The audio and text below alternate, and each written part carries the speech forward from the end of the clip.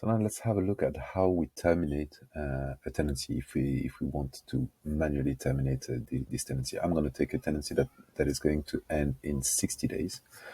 Here, oh, it has been terminated. It's pending termination. This one, yeah. Let's have a look at this one here. So, in order to terminate a tenancy, you go here as just as the renew functionality. You just hit terminate, and now you have to define who is the initiator of this termination. Is it the tenant? Is it the landlord? Or is it you, the agent?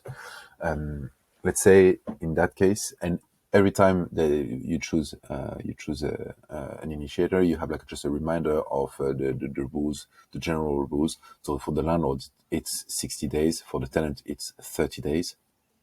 And let's say we are going with the tenant here, and we change the dates automatically. 22,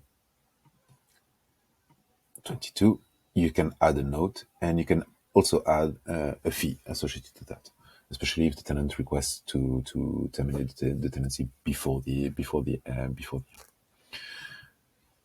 You have a recap, everything here. You have a recap of the rent, the rent that is still due, the reason, the type of termination. We do not send this information to the tenant. It's more for you as a recap.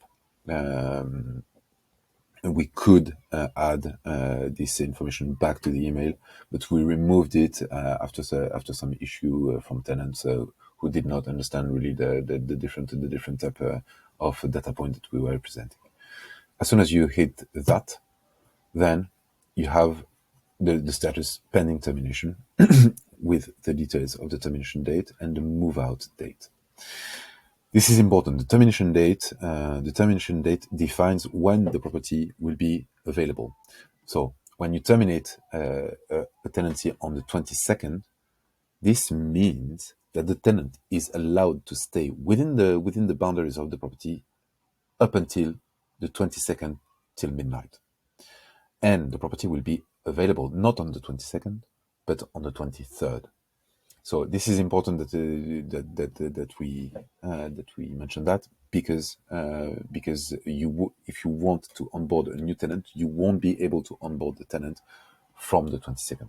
So pay attention to this when you decide to terminate a tenancy. And that's it. As soon as this is terminated, the tenant receives an email. I can show you the email that the tenant receives here. This, and as you can see, you have the